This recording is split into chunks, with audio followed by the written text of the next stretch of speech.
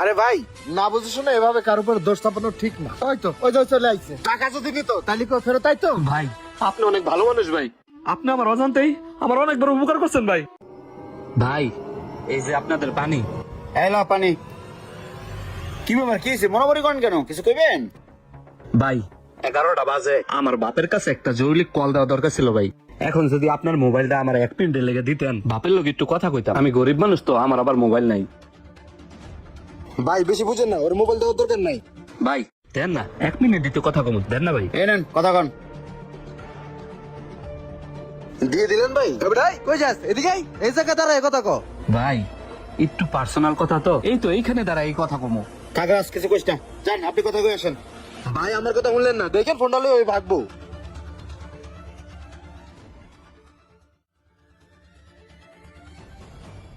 ভাই ওই না তোমার 1 মিনিটের কথা কই গেল, অলরেডি 10 মিনিট ওভার হয়ে গেছে গা।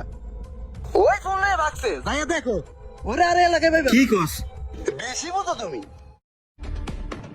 তাই তো, ওরা তো কোথাও দেখি না। দেখছো ভাই, আশেপাশে ও নাই। তাই তো, কোন দিক গেল? আমার 1.5 লাখ টাকার ফোনটা লত মালিকের কাছে যাই। ভাই ওই যে লুঙ্গি পরে আপনার একটা কর্মচারী ছিল না, আমার যে মাত্র সিঙ্গারা দিল ভাই, ওরা একটা কল দেন না। কেন, কি হয়েছে? কি করছ? করছে হলো ভাই, আমার দামি 1.5 লাখ টাকার ফোনটা নিয়ে কইলে 1 মিনিট কথা কবে ফোনে। ফোনটা নিয়ে বাইরে গেল আর দেয় হাওয়া ভাই। আরে ভাই ওরে তো আমিও চিনি না, ওর নামটা পর্যন্ত আমি জানি না।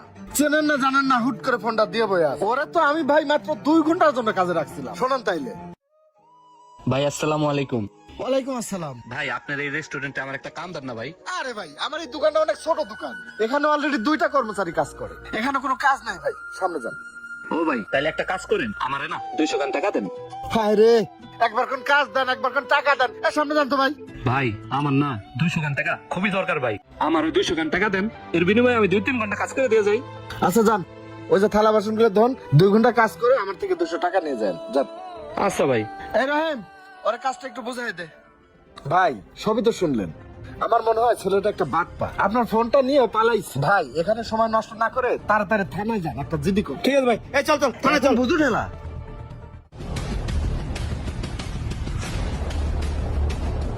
এই তো দিয়ে চলে এসে। কি রে ভাই এত দেরি হলো কে? ভাই সরি 10 মিনিট কথা কয়ে ফেলাইছি। ভাই আমার কাছে 20টা টাকা আছে, এটা রাখেন। আর মেয়ে রাখেন, কিসের টাকা নেবো? যান যান আপনি কাজ করুন, যান।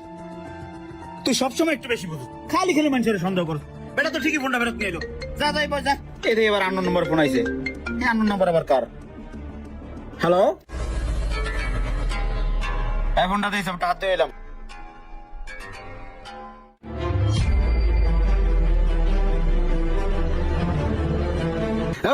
জি ভাই।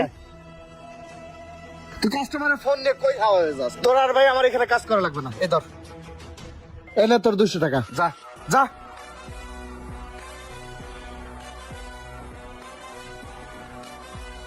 এরে আর কিছু খাবি? না না ভাই, কিছু খাবো না। কি ব্যাপার, আমার বিকাশে এসএমএস আছে, আমার অ্যাকাউন্ট থেকে 10,000 টাকা কেটে নিছে। ও ভাই তাই তো দেখতেছি, ওই হাওয়ার কাম এটা। তাই দেখি। এ ভাই আপনার ওই বাটপা কর্মচারী কই? কি রে ভাই, আবার কি সমস্যা? আপনার ফোন তো খুঁজে পাইছেন, এখন আবার ওর খুঁজতেছেন কেন? আরে ভাই আপনার ওই বাটপা কর্মচারী আমগো বিকাশ থেকে 10,000 টাকা শর্ট মারা লয়ে গেছে গা। কি রে ভাই, আপনার কি পাগল? ওই 1.5 লাখ টাকার ফোন ফেরত দিয়ে গেল আর আপনার এই 10,000 টাকা ক্যাশ আউট করে নিব? আচ্ছা ঠিক আছে মানলাম, ওর আপনার টাকা নিছে, তো আপনার ফোনের পাসওয়ার্ড কই জানে? আরে ভাই ওই ক্যাশ আউট মারছে, ফোন তোর কাছে ছিল, এলাকা দেরি করে আইছি। আরে ভাই না বুঝে শুনে এভাবে কার উপর দোষ চাপানো ঠিক না। হয়তো ওই যে চলে আইছে, টাকা যদি নিত তাহলে কেউ ফেরত আইতো? ভাই আপনি অনেক ভালো মানুষ ভাই, আপনি আমার অজান্তেই আমার অনেক বড় উপকার করছেন ভাই। ভাই এই 10,000 টাকা আমার বাপের খুব দরকার ছিল, আপনি আমার আব্বার নাম্বারে টাকাটা পাঠাইয়া আমার অনেক বড় উপকার করছেন। এই দোকান থেকে বের হওয়ার পরে আমার আব্বার লগে দেখা হয়েছে, পরে আমার আব্বা সবকিছু কইছে ভাই। কি রে, আব্বাই না অসুস্থ? আব্বাই ফার্মেসিতে কি করে? বাবা আমার পুরো 2 মাসের ওষুধ দাও। এ আব্বা তুমি ওষুধ নিতেছো, টাকা পাইলা কই? কে বাবা, তুই না কিছুক্ষণ আগে বিকাশে 10,000 টাকা পাঠাইলি, সেই টাকা দিয়ে তো ওষুধ নিয়ে বাড়াইছি। আমি কখন টাকা পাঠাইলাম? কে তুই যে আমার সকালবেলা ফোন দিছিলি না, তার 2 মিনিট পরে তো এই নম্বরে আমি ফোন দিছি, উনি ঠিকই তো ফোনটা ফেরত নিয়েছে। যা তুই ভাই যা।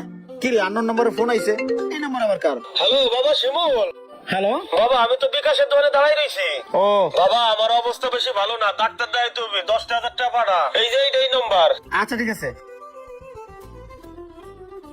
পরে কথাগুলো সে শুনলো, শোনার পরে সে 10,000 টাকা পাঠাই দিল, কইলো তোর কথা যে তুই পাঠাইছিস। বুঝছি, যার ফোন হ্যাঁ মনে হয় তোমার টাকাগুলো পাঠাইছে। যাই ওনার একটা ধন্যবাদ দিয়ে ও বাবা তাড়াতাড়ি যা, দাও বাবা ওষুধগুলো দাও। আপনার আব্বু ডাক্তার দেখানোর জন্য 10,000 টাকা খুবই দরকার ছিল, আর উনি যে আপনার কাছে 200 টাকার জন্য আসছিল না, ওই টাকা দিয়ে একটা ওষুধ কিন্তু বাকি ওষুধ কেনার ওনার কাছে টাকা ছিল না। আসলে টাকাটা আপনার আব্বারে দিতে পারি না, আমি নিজেকে ধন্য মনে করতেছি। আমি যখন হাত ধুতে গেছিলাম আমার ছোট ভাই টাকা নেওয়ার জন্য ট্রাই করছে, কিন্তু ওর অ্যাকাউন্টে টাকা যায় নাই। আমি সবকিছু জেনেও চুপচাপ ছিলাম, জাস্ট দেখতেছিলাম ও নাটকটা কি করে, ও সবার লেগে বাটপারি করে, আর এই দোষটাও আপনার উপরে চাপাইতে চাইছিল। আচ্ছা যাই হোক, চাচার দিকে খেয়াল রাখেন। শোনো, আজকে থেকে তুমি আমার এই দোকানের পার্মানেন্ট কর্মচারী। যাও কাজ করো। ঠিক আছে ভাই, থাকেন তাহলে। আচ্ছা ভাই। যাও। আর তুই চল আজকে বাসা চল।